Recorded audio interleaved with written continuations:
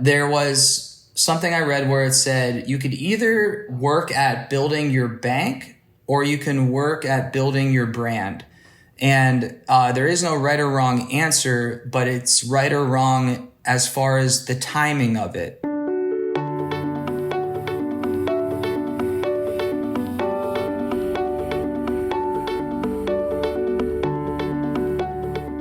Happy holidays! It's Tony Howell, and I am so excited and grateful to bring you this next episode of Conversations with Changemakers. Wherever this episode finds you, whenever it finds you, I want you to join me and take just a moment of gratitude. Think about everything you have, and think about all that you've already achieved and accomplished. As we head into the new year, I am excited to help you make change the world, design our future. And that brings me to this month's guest. Joe Rosko is the founder and CEO of Built for the Stage. They've been on the scene since 2014. And like me, Built for the Stage believes that actors are athletes. Therefore, they need to train like one. And hopefully, eventually, we can get paid like one too. Built for the Stage offers custom personal training, nutrition planning, and they provide the coaching, the community, and the tools needed to actually get results. I am a new member of the Built for the Stage fam, and I do want to warn you. Some of these side effects can include improved confidence and improved mental health. Built for the Stage has clients all over the world, all over social media, but most importantly, their clients have been seen in over 50 Broadway shows, and they offer free weekly classes on Playbill and incredibly awesome guests on the Built for the Stage podcast. But right now, in 2020, with the pandemic still harshly affecting the United States and shutting down the performing arts industry, I wanted to have this frank conversation with Joe about how we can take care of ourselves as well as each other. So in this episode, we'll obviously discuss physical fitness and personal training, but we are going to dive into mental health, digital wellness, and entrepreneurship. Buckle up because you are about to be built for the stage. Joe Rosko, thank you for being on the podcast. My pleasure. Thanks for having me. I'm excited to talk to you because I wanted to have you on. It's been a crazy year, but I've seen you killing it for 11 months and prior to that, and I'm just like, I need to talk to Joe. So I took it upon myself to sign up for your free trial to begin my Built for the Stage journey. But before we get into that, can you give us, because this is the first time I've met you, can you tell us a little bit about you, your story, how Built for the Stage came about? Yeah, sure. I am built for the stage. My life, literally, when I came out of the womb, like it was destiny. So I grew up in a very athletic family. So I played sports my whole life. I played 3 sports. And then in 7th grade, my little middle school girlfriend at the time was begging me to audition for the school play with her. And it was Much Ado About Nothing. And I was cast in the show and she was not. So I did this whole thing just to, spend time with, you don't drive or you really don't have any way of hanging out with your girlfriend at the time because you don't have a car. So you have to do after school activities. So I'm stuck doing this Shakespeare play as a typical jock, and my girlfriend's not even in the show. And I didn't like any of it. I hated it. But I always tell the story because I owe Kelly Scourge, my middle school choir teacher, basically all of this, because she sat me down after the show in study hall and was like, hey, we're doing Guys and Dolls Jr. Just give it one more try. You're really going to like it. You're going to like it, I promise. So she convinced me to give it another try. And indeed, I loved it. And ever since that moment, I was doing my 3 sports and also every school production up until I graduated high school. I then decided to go to school for musical theater. I went to Coastal Carolina for musical theater. Also wanted to stay involved with sports and fitness. So I got my personal training certification at that time. So I was just 18. And I missed sports though still. And I would be in my college dorm room hearing the loudspeaker of the football game, crying in my dorm room because I missed football as well. So I was crazy, and I walked onto my football team my sophomore year, and basically the rest of the time spent, from 5 a.m. until 11 p.m. juggling class, sports, and my musical theater program all at the same time. So fast forward, I do summer stock throughout college, and then I graduate, move to New York, do regional theater. All the while, I'm still training all of my castmates, as a trainer and an actor. It was just kind of a natural circumstance where my cast members were always, wanting to train with me. And that's kind of how the organic evolution of Built for the Stage began, where I was predominantly training actors. Got burnt out doing a show for 2 years back in 2013. Came back to New York in 2014 and said I was going to take a little break. And that break has now been over 6 years. So here I am, doing my thing with Built for the Stage. The 2-year job, was that a national tour? No, it was actually a sit down in Missouri. I was playing Joseph, and it was just a lot. I was on the stage for a long time, and came back and was like, I just need to take a breath. And it's been a long one. I'm with you on that. I wanted to talk to you because I feel because of the pandemic, obviously our industry is not just going to kickstart tomorrow. We still have to deal with COVID-19. And so there is a huge percentage of our industry that's working with Built for the Stage. There's also a huge percentage of our industry that I think they're looking for possibly, pivoting or something else that they can do on the side. Before we dive into the entrepreneurial side, let's talk about that needing to take a breath. In my mind, it's just some self-care. So I know from working with you that I feel better when I go to the gym. What can you share about the connection between mental and physical health? Yeah, they're definitely connected. For instance, just yesterday, the way my schedule transpired, I wasn't able to get to the gym until around 6 at night. And typically I like to get my training session done in the morning because it just sets the tone for my day. And I literally feel better physically, mentally, spiritually. And I just was sluggish and feeling kind of low, melancholic, if you will. And then I'm basically sleep driving to the gym. What am I doing? This is pointless. And I got there and got in my session, and it's I wish I had more than just 3 or 4 hours left of my day, because now I actually feel alive. I feel great. So, as we're huge on cliche statements here at Built for the Stage, we feel that they're cliche for a reason, because they're the truth. And that's why they're overly said, because they're the truth. And one is, body, mind, and spirit are all connected. And no matter how much you want to try to put that off and feel as though you can have just one or the other, it's just not going to happen. They all are truly connected. Beyond a workout every day or 3-5 times a week, what are some other ways that you take care of your body, mind, and spirit? Yeah. Big thing during the pandemic I've been trying to do is when I wake up, I leave my phone at my bedstand, my nightstand, and then, exit my bedroom and go about whatever morning routines I need to. Some days I'll journal, I'll read, I'll get right to breakfast if I'm hungry.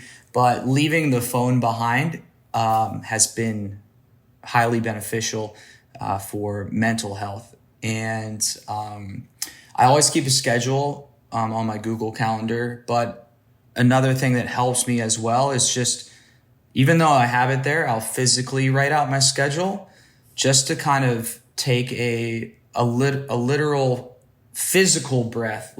Obviously breathing, you're taking a physical breath, but in a metaphoric way, I'm kind of breathing that all out as I'm writing it down, just to let myself know that even though your day seems busy or kind of high on the totem pole in comparison to maybe other days, it's just letting myself know, like, you're going to get through it. It's not as bad as you think, seeing it on the paper. I like that, and it'll help you remember things. I missed an appointment on Sunday. I was like, what?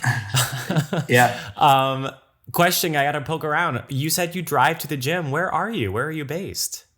Well, so the pandemic hit. I was in New York City, and I was just kind of staring at the four walls, paying the rent that we pay in New York. And it was May. It was May. And I was like, I'm just gonna go down the coast and check out some places I've always wanted to, like Virginia Beach, Charleston, South Carolina. So I was driving down with my wife.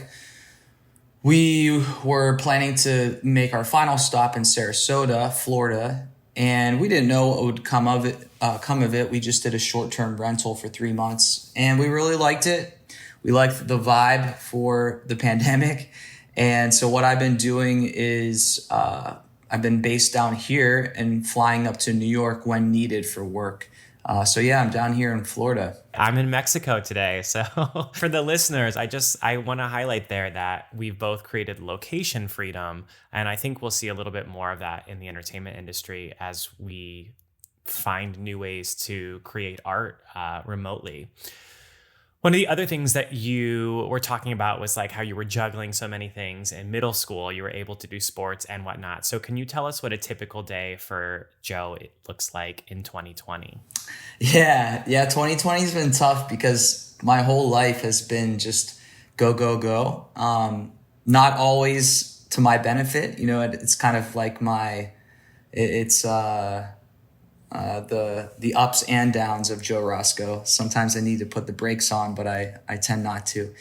I love my clients, obviously, but it's a lot of just hearing people's ups and downs. The pandemic especially has been challenging for me mentally and emotionally because indirectly I'm kind of carrying that load of my clients, and my clientele is predominantly 99% performers, and it's been such a trying and difficult time for them during this pandemic.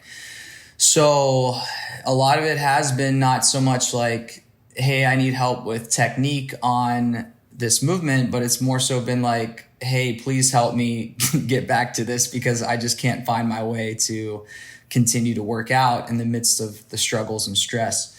So each day there's lots and lots of messages to talk with clients about. And then there's the setting up interviews like you're very aware of for either my podcast, Bill for the Stage podcast. I have a Monday series with Playbill where every Monday I'm interviewing usually a Broadway actor and maybe doing a little fitness with them. And yeah, just doing the financials, the market. Yeah, I'm becoming less and less of a one-man show, which is great. I've brought on a team, but there is a lot of logistics behind the scenes that's more than just, here's your sets and reps and what you should do training-wise. There's lots of business things that I'm having to always balance throughout the day. Well, let me throw this your way and tell you that you do it all beautifully. I'm a fan, and I will speak to the entrepreneurs that are listening that you've really done a great job of the onboarding process, the free trial. The service itself is really wonderful. So everyone should go check out Built for the Stage, give them a shot, do the free trial. And I think what's really incredible is the remote training. This is the thing that I think COVID is going to open up for a lot of different industries, is this idea of online remote collaboration. So kudos to you. Let's rewind for the person who's listening who has an itch to start some sort of business, but they're scared that they're not going to be able to be an actor and to run a business. Now, you and I are two entrepreneurs, actors turned entrepreneurs, but what should that person know about starting a side hustle? What did the beginning of your business look like? Yeah, I think it's important to know why you're getting into it and what your vision for it is 5 or 10 years down the road. If it doesn't go that far, if it strictly is just a side hustle, then you might just want to dive in head first right out of the gate and just start hustling.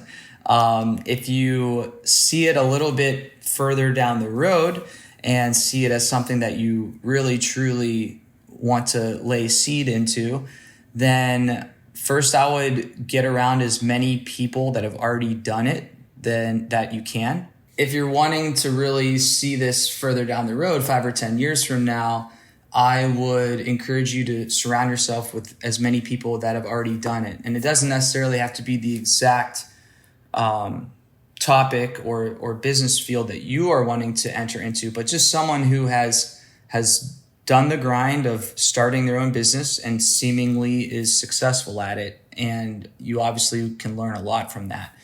And then it's faking it until you make it from that person or the other resources that you study or listen to. You then try to adapt that in your own way and just continue to figure it out as you go. As an entrepreneur, you have to be resilient. You have to be willing to pivot, ball change for your life, just pivoting and pivoting and pivoting. And you have to have thick skin as well. And just like in a career of theater, you can't just like the idea of being an entrepreneur or the idea of being your own boss or the idea of owning your own business, but you have to be willing to do what it takes and to accept all of the responsibility that comes with it. You know, an employee might have a list of things that they can be upset about or not love, but at the end of the day, they typically go to bed at night, you know, not worrying about if their job's going to be there tomorrow. Whereas the entrepreneur, especially in 2020, you're just maybe wide awake at night thinking, how will we survive? So whoever out there is looking to start, surround yourself with people that have already done it. Make sure that it's not just the idea, but that you are willing to kind of dig your feet in the sand and get ready for some work. I do want to also address maybe a higher level listener who already has been doing a side hustle. They've been training their friends and whatnot. So what is the mindset shift or that you made to go from freelancer to owner of a company? Yeah, it's however you do it, it's really about systems. It's really about what you can make maintainable and no matter what is thrown at you, there's a system in place. So whether you're a trainer or whoever you are, if you're just kind of winging it day by day and every day is a new way of you doing it, it's going to be difficult for you to sustain that over time. And if it truly will be a business and flourish enough where you need other people to come on board, then it's not going to work by you just, you know, doing your circular fashion of the one-man show. But systems, I would say, is one of your most untangible, like no negotiation. You have to have systems. One of the things that I think is interesting is in fitness and then in entrepreneurship, this idea of embracing failure. We always look up to the overnight successes, but where does failure fit in? Like, have you had any recent failures that you can share with us, or how do you look at that word? Yeah, I think failure is important and is a stepping stone for any true feat of greatness. I don't know, where can I start? There's such a long list. There's things that I look back on that drive me wild that I failed at and I just, kick myself over and over about. But when you really step back, you realize that the success I have now would have probably not happened unless those failures occurred. I guess one would be in the midst of that break in New York, it was back in 2017, I think. I moved back, 2015. Moved back to Ohio, my home state, and started 2 gyms of my own with a partner, one of my close friends. And the gyms are still going, but the partnership didn't go great. And what I thought would happen, blindly I thought would happen, did not happen. And the gyms are still running and the people are great there. But I ended up coming back to New York, learning a huge lesson on business. Basically, the money I invested was pretty much like I invested in, going to real life business school. So when I came back, I was all the better for it. And now when I started another gym in New York with a friend, and then finally did Built for the Stage. But without those failures back in Ohio, I wouldn't have learned the lessons I needed to kind of be where I'm at right now. So failure is necessary. I hate it, but I guess we have to embrace it. Let's talk about mistakes. So there's probably a lot of pet peeves that you have when you're at the gym and you see, but hear from the expert. What are the biggest mistakes that you see people make in the world of being built for the stage? I think one is especially now on like the world of Instagram and social media, the content producers, you start to run out of content or movements. So there's all these like crazy exercise movements out there, or programs, and it really is nothing more than clickbait and making the consumer feel as though this is like the next best thing, when really they probably just need to squat, deadlift, press, and bench 4 movements that for strength, what I'm talking about, 4 movements that have been around since, I don't know, the beginning of time. We all have to sit, put things over our head and pick things up. So I would first say start simple and probably stay simple. And it's more so how you kind of create not the ingredients, but the I'll say the meal, and to speak metaphorically. You have your ingredients, like we do in the kitchen, but there's a million different things you can do with those simple ingredients. And in fitness, that's the same thing. And that's why having an educated or experienced coach is important, because there's ways that you can lay out a structure around those key ingredients to make something extremely beneficial and leads to success. Another thing I would say is that this kind of goes back to the social media thing. Every workout shouldn't be a knockout punch. So usually what you see on social media is, people dying, just breathing so heavily and lay it out on the floor, which is, all well and good sometimes, but to progressively be successful over time, the body shouldn't endure such stress like that on a daily basis.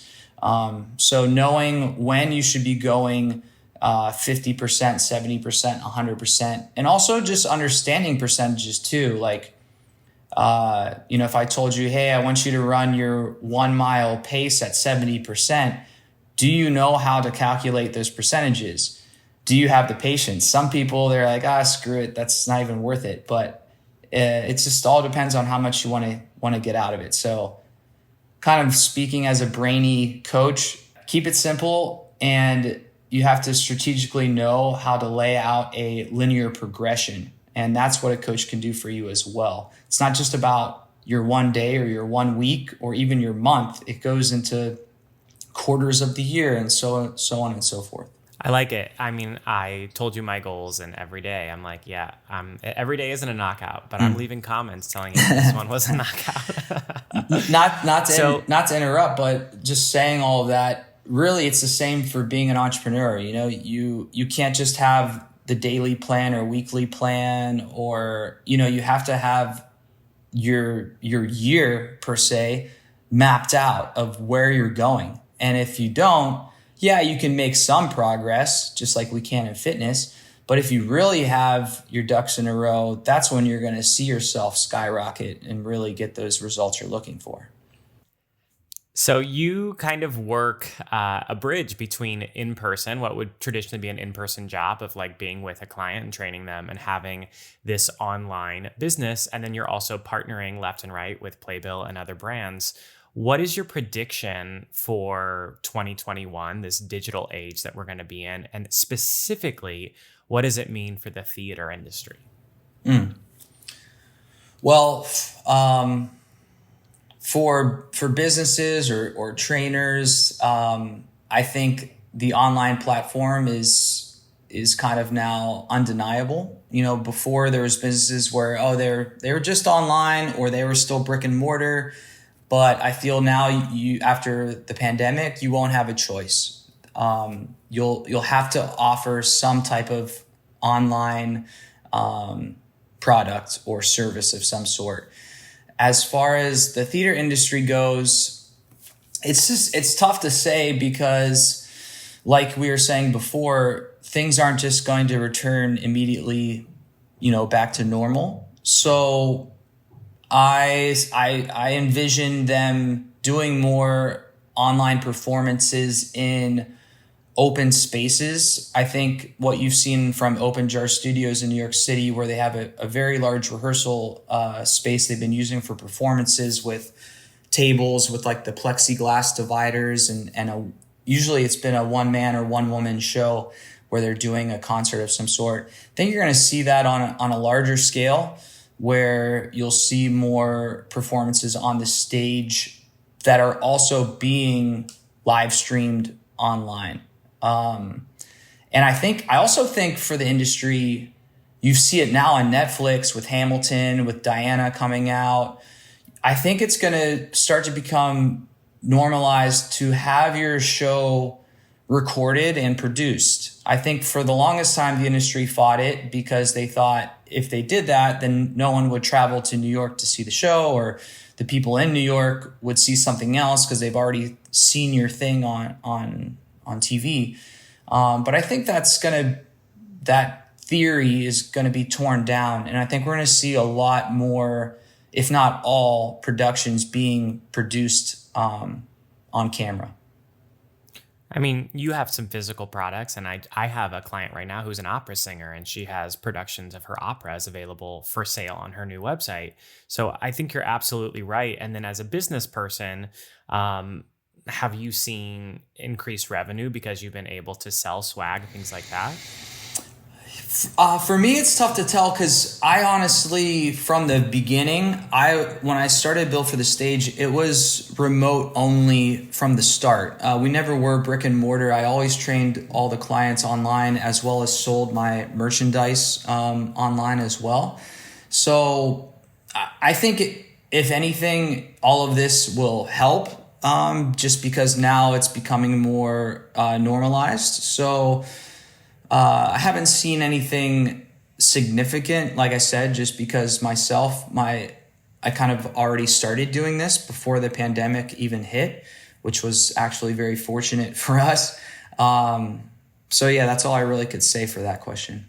What is the day-to-day practice that you have with social media? So you talk about going to the gym and really getting it done. How do you get in and get out when it comes to digital platforms?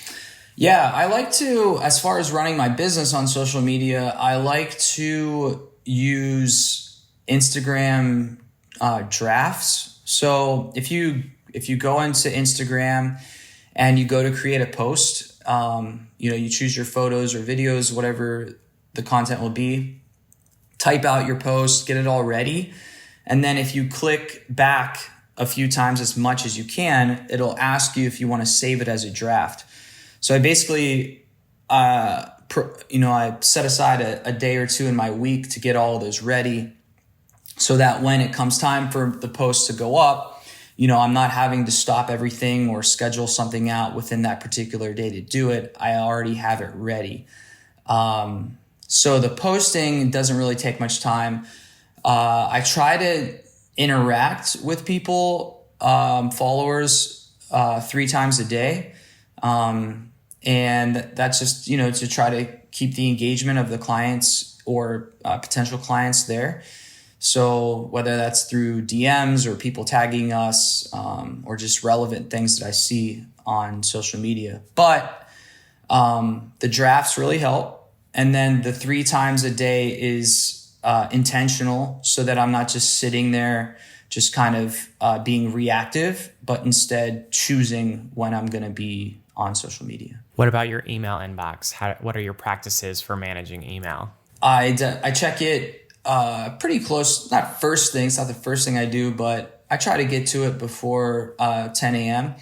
And when I look at it, I just don't open and start hitting forward as I go along.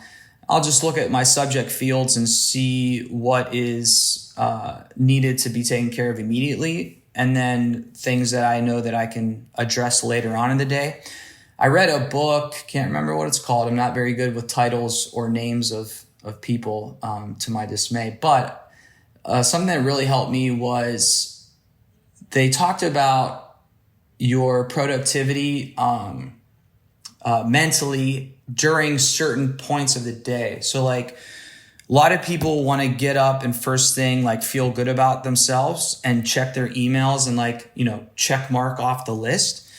When really you should be doing, this is the opinion of the author, and I found it to be true. You should be doing more managerial or things. We were talking about those systems before, things that require some thinking, but aren't kind of what you might say, quote unquote, to be like mindless.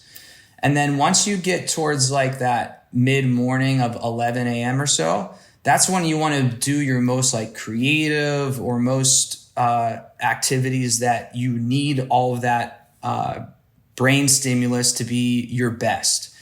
And then the end of the day really should be kind of like, all right, no matter how burnt out I am, I can address these certain emails or certain just kind of like checkbox lists. So that's how I try to go about the day. So it sounds a little bit like a workout. You hit the heavy stuff first, then you go moderate, and then you go for the light, fun stuff at the end of your day. Yeah. You could say that for sure. How do you feel right now? I mean, I look at you as successful. I don't know if you feel the same way. Like once you're inside something and keeping it running, it can be a different experience. But was there a specific moment that you were like, wow, I built this thing and it's successful? Yeah, definitely. So there's the building block phase in the beginning of the business, and things, slowly started to pick up. But I think I guess this was back in maybe the summer of 2018. I was starting to get text messages from friends saying like, hey, this is when the pandemic wasn't going on. I saw some random person walking down the street with a Built for the Stage shirt on, or I saw somebody in the gym with a Built for the Stage hat, or I saw someone at the gym and they had their phone looking at their app and I could tell that they were doing Built for the Stage. Like, so that I think was when that started to happen, that was a cool moment where like, oh wow, it's spreading. Rewind back a little bit more. What did the very first few years look and feel like for you? When I first started, I had a vision of what it could be because I had seen other people in the industry create programs similar to it, not for actors, but fitness programs. And I had even been, a client or someone who had followed these programs, and I knew I could do this. Like, I know the business side of it now. I had a friend of mine that I was very fortunate to meet that is a very successful businessman that taught me a lot. And then the fitness side I had been doing since I was 18, and I've practiced so many different outlets of fitness. So I knew I could do it. And then it was just a matter of starting it. And I feel like I never got discouraged by the low numbers, because when you're just starting out, if I want thousands and thousands of people to do my program, and you're just starting out and you have 4 people, if you look too far ahead, that could be mighty discouraging. So I think I just knew that I had gone along the journey already so much to get to where I was at. And it was just a matter of continuing to put one foot in front of the next. And that's pretty much where I'm at now. Even now, like, I don't think I'm I don't want to say that or be ungrateful for what has happened, but I'll just say I'm not satisfied or settled with where I'm at. I think that this is just the beginning still, and Built for the Stage could be so much more. And yeah, so we're just still just like the beginning, just one foot in front of the other. Another cliche statement, but it's true. It's what's needed. So as you've progressed, you have added people to your team. And I think that is one of the things for new entrepreneurs, that it's hard to let go of your baby, to give other people responsibilities. So at what point did you bring on other people? How and when do you make those hiring decisions? Yeah, I think it's beneficial in the beginning as much as you can, especially if you're not, you don't have some type of capital investment where you're able to hire people right out of the gate. I think there is some bit of a benefit to doing everything. So you kind of learn how the bones of the business work. I remember having a serving job when I was 16, and the owner required you, even if you were going to be a server, he required you to work the kitchen and work everything. And he wanted you to know how it all worked. I haven't done a job since then where someone's required me to do it, but I think it's extremely important as an entrepreneur to know how all of those things function. It doesn't mean you're necessarily going to do them forever, but it definitely helps in the long run. And as you go about that, there just comes a point where you're realizing, hey, or I should say, there comes a point where you must realize, you must make this educated decision to say, I could either continue to try to do all of this myself and not allow my business to progress because I'm unwilling to let go, or I need to start letting go. And then as far as making the decision of what to let go of, you first should let go of what you're not the best at or what you don't enjoy doing, and you could see someone else flourishing in. So that's where I started. What do I love to do? Okay, continue to do that. What are things I don't love to do, or I know someone else can do better than me? And then I just started from there. And the more we continue to grow, the more you have to make those decisions. So if someone is sitting here going, all right, I guess I need to start something because I need to start making money, how do they go about figuring out what path that they should pursue? You have to go with your passion. So sometimes, you see successful business people out there that are crushing it, but it's not even their passion. Whatever. Some guy owns a donut shop and he's crushing it, but he doesn't even like donuts. You see that. So that person's passion might be making money or creating successful businesses. And that's fine. So that if that's you, then you should keep that in the forefront of, for example, opening a gym. A lot of the time, I have to be real, opening a gym, it's not the most successful as far as economically making tons and tons of money. If you want to make tons and tons of money off a gym, you're going to have a lot of capital backing and do something pretty large. So if you have a passion for fitness, but your passion for running a business that makes significant amounts of money is greater than that, then you don't want to go into the gym business, But if your main passion is fitness or the gym, then regardless of the money, you probably want to go after that passion of the gym. So what I'm trying to just get at is whatever it is you're going to be getting into, know that you're going to be sleeping, breathing it 24/7. So you better like what it is. And I think that's a tough line to balance as well. Once again, going back to that thing of saying some people like the idea, but they aren't really willing to do what it takes. When you're unemployed right now in the pandemic, you might be thinking, I have to start my own thing. And you might have to out of survival. But the reality is it might not be for you, and that's okay. Not everyone should own their own business. Not everyone should be an entrepreneur, and just as the same as not everyone should be an employee.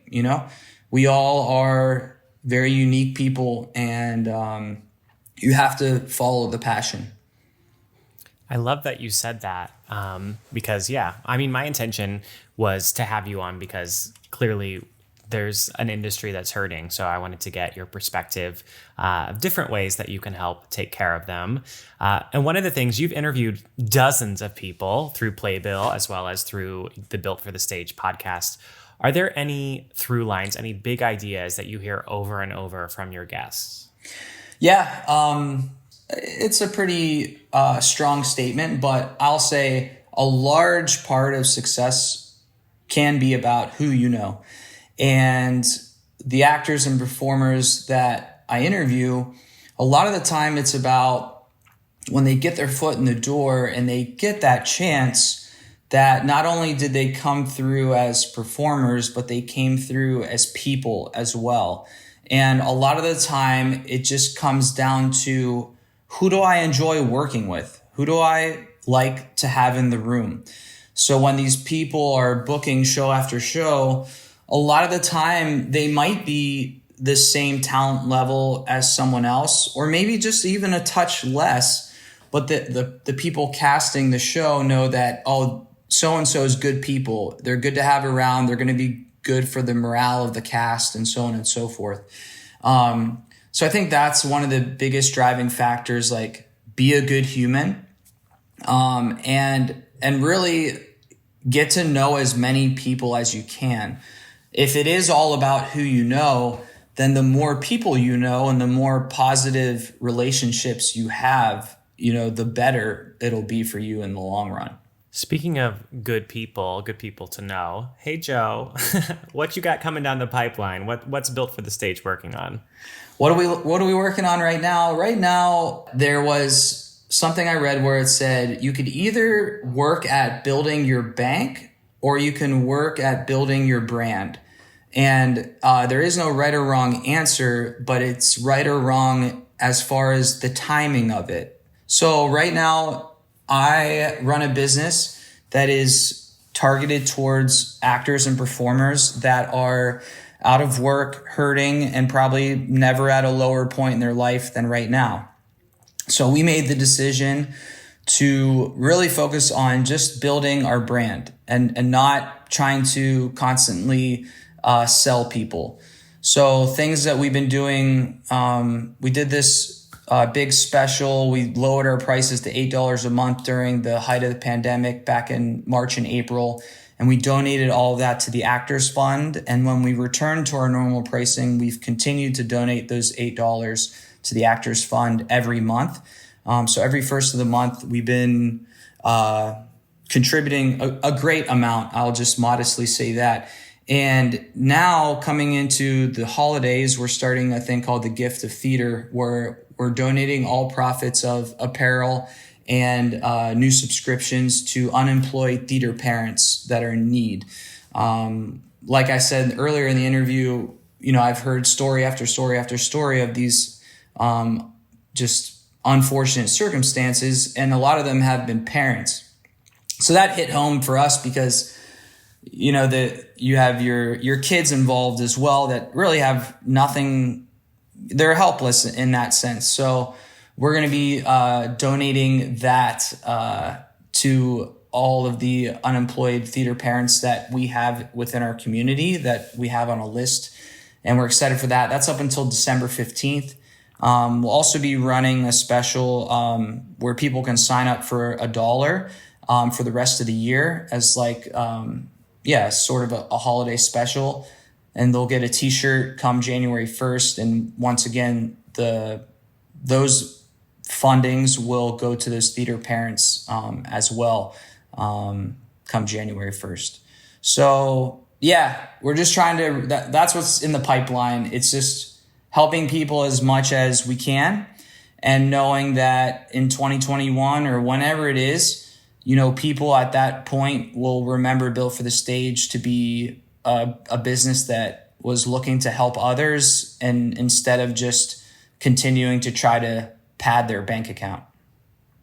Amen. And thank you for that. And I would say I would applaud you. And that's also why we're here, is because I see you everywhere. Fast forward for me. It's the year 2030. Where is Joe Rosko? What does his life look like?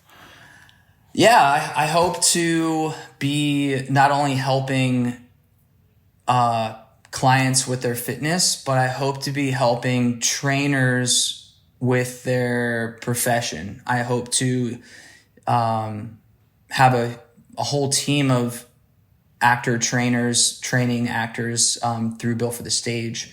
I also hope to be creating other platforms for businesses that are wanting to start online in the fitness industry that are outside of theater. I've kind of started to dabble in that as well. So going back to systems, I hope to take the systems that I've built and help others using that system and overseeing those, all the while. Now rewind for me. It's the year 2010. Think about where you were. And what advice would you give yourself from the year 2020? I would just tell myself to ride the waves, and that for everything there's a season, ups and downs, and don't be too high and don't be too low, because the highs are there for you to feel good and pat yourself on the back about, and the lows are for down the road so that you can be even higher than you already are. 2010 actually was when I was graduating college, and it was actually a rough ending to college for me. And as I was going to make the move to New York as an actor, there's that uncertainty of what's about to happen, and are you going to be good enough, and are you going to quote unquote make it? And yeah, you just have to have the wisdom to know that making it isn't ever going to be permanent or instant, and you have to be willing to put the work in and be patient. And you also have to be willing to, if you feel like you've made it, it's not forever, and there's work to be done to stay in that place.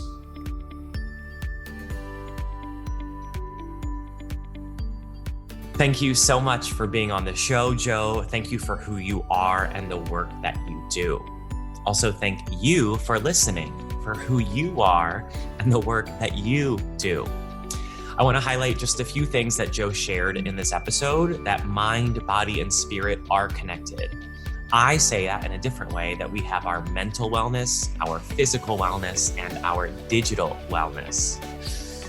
In order to grow, we have to embrace failure. That could look like making mistakes or things not being the best or perfect with your first attempt, but failure is a huge part of growth. Also, the final thing that I love that I just want to highlight for you is that, is it time to build your brand or build your bank account?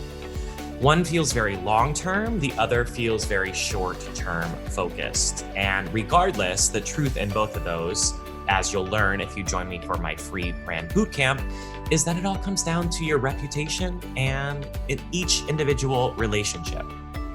So I actually really want to hear from you. What was your favorite part of the conversation? What was your biggest takeaway?